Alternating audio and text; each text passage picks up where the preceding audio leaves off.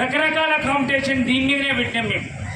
సుభాష్ చంద్రబోస్ గారి జీవిత చరిత్ర గురించి, స్వాతంత్రం గురించి, దేశభక్తి గురించి కాంపిటీషన్ పెట్టిన. ఇప్పుడు మీ అందరికీ కూడా ఇక్కడున్న అతిథుల చేత ప్రైజ్ డిస్ట్రిబ్యూషన్ ఉంటుంది.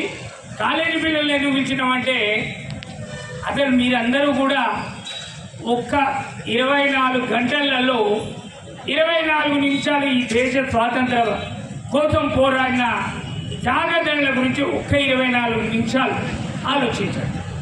మన దేశం పటిష్టమవుతుంది, జాతీయ సమైక్యత పెరుగుతుంది, దాన్ని నేషనల్ ఇంటిగ్రేషన్ అంటారు. ఈ దేశం కోసం మేము ఏం చేయాలన్న ఆలోచన మీలో పెరుగుతుంది.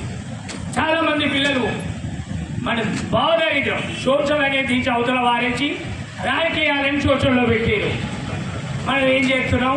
జన్మభూమి అంటే ఏంటి, రైతు బంధు అంటే ఏంటి, కేసీఆర్ ఉద్యోగం అంటే ఇవే వచ్చినాయి. ఎట్లాగా ఈ పొద్దున్న లేస్తే వార్తలు ఉంటాయి. ఏజ్ వచ్చిన తర్వాత కూడా మనం ఆ కథలే ఇంటుంటాం. టీవీ ఆన్ చేయగానే కేటీఆర్ ఇట్లా అన్నాడు, రేవంత్ రెడ్డి ఇట్లా అన్నాడు, ఇవే ఉంటాయి ముచ్చట. కానీ స్వాతంత్రం గురించి ఈ దేశానికి 200 సంవత్సరాలు నరకం అంటే ఏమిటో ప్రత్యక్షంగా చూపెట్టిన బ్రిటిష్ వాళ్ళను జడగుట్టించిండు, వాళ్ళ ముచ్చమిటలు పోయించిండు, పట్టపగల్ చుక్కలు చూపించినటువంటి మహానుభావుడు సుభాష్ చంద్రబోస్ గారు. గాంధీ నెహ్రూ కాదు. గాంధీ గారిని అవమానించట్లేదు. గాంధీ అంటే ప్రేమే. గాంధీ సత్యాగ్రహం అంటే ప్రేమే, ఉప్పు సత్యాగ్రహం అంటే ప్రేమే, సహాయ నిరాకరణోద్యమం అంటే ప్రేమే. ఆయన కాదనట్టు. కానీ ఆ రోజు ఆ పరిస్థితులలో సుభాష్ చంద్రబోస్ గారు చేసింది ఒక్కటే, ముళ్ళును ముళ్ళుతోటే తీయాలి, వజ్రాన్ని వజ్రంతోటే చేయాలి, మోసాన్ని మోసంతో జయించాలి.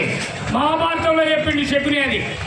అలాంటి సూత్రాన్ని పాటించి రెండవ ప్రపంచ యుద్ధంలో బ్రిటిష్ వాళ్ళ వెనుకడుగును చూసి అప్పుడు తన తడాకా చూపెట్టి అతనికి ఈ భారతదేశంలో మేము ఉండొద్దు అని చెప్పేసి పారిపోవాల్సిన అగత్యాన్ని ఏర్పాటు చేసింది సుభాష్ చంద్రబోస్.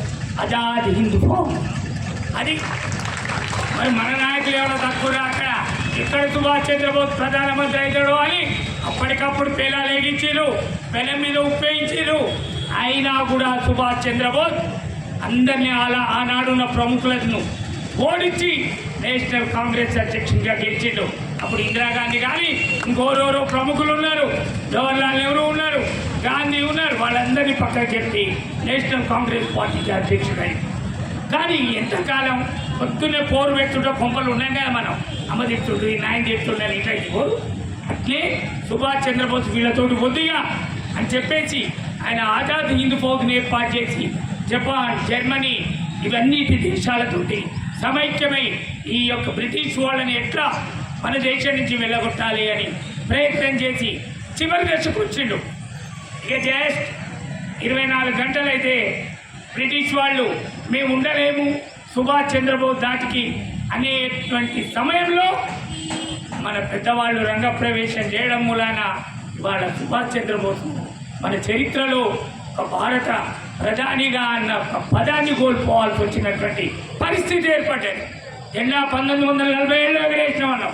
అంతకంటే ముందర భారత జాతీయ పతాకాన్ని ఎగరవేసింది సుభాష్ చంద్రబోస్ గారే. అలాంటి వీరుడు ఆయన యొక్క గొప్ప విశేషాలు తెలుసుకుంటే పూర్వంశ రావాలి మనం. అలాంటి చరిత్ర కదా. మరి ఇప్పుడు మనం ఏమైనా వేరే వాళ్ళ చేతులలో ఉన్నామా? పరాయి వాళ్ళ పాలనలో లేము. కానీ అవినీతి, లంచగొండితనం, కుటిల రాజకీయాలు, కులాలు, మతాలు దేశం ఎక్కడికక్కడికి కిచిడిలాగా విభజిస్తున్నారు.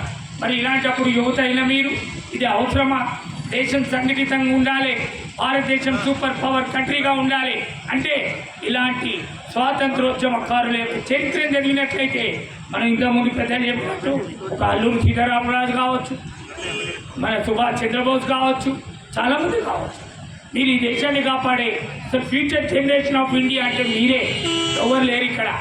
యూతే మీరు కరెక్ట్గా ఉంటే ఈ దేశం ఆటోమేటిక్గా కరెక్ట్ అవుతుంది. ఈ కుటీర రాజకీయాలు చేసే వాళ్ళ అడ్రస్ ఇండియాలో ఉండకుండా పోతుంది. దానికి పాపం పెద్ద పెద్ద వాళ్ళు ఇంకా ప్రయత్నం చేసి ఈ మంచి పర్వదినాన పండుగ దసరా కాదు, రంజాన్ కాదు, క్రిస్మస్ కాదు, నిజమైన పండుగ అంటే ఇవాళనే ఈ యొక్క సుభాష్ చంద్రబోస్ జయంతి. ఎందుకంటే లేడీస్ తక్కువ అంటారు కాదు, అద్భుతమైన మహిళా దండు తయారు చేసింది ఎవరు? సుభాష్ చంద్రబోస్ గారు. అందులో ఒక ఆవిడ ఈ దేశం స్వాతంత్రం కోసం తన భర్తనే చంపేసింది.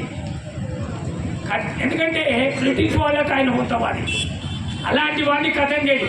నాకు మొగలు లేకుండా దేశం కావాలి అంటే మన తెలంగాణ భాషలో చెప్పిన అలాంటి వీర భక్తులు వాళ్ళ యొక్క సమైక్యత వల్ల ఈనాడు ఆ రోజు భారతదేశానికి స్వాతంత్రం సిద్ధించడానికి ప్రముఖులైనారు. ఆయన యొక్క జన్మదినాన్ని మనం అందరం కూడా ఆనందంగా వేడుకగా జరుపుకోవాలి. మీకు కూడా నా రిక్వెస్ట్, దేశం గురించి ఆలోచించండి. Thank you.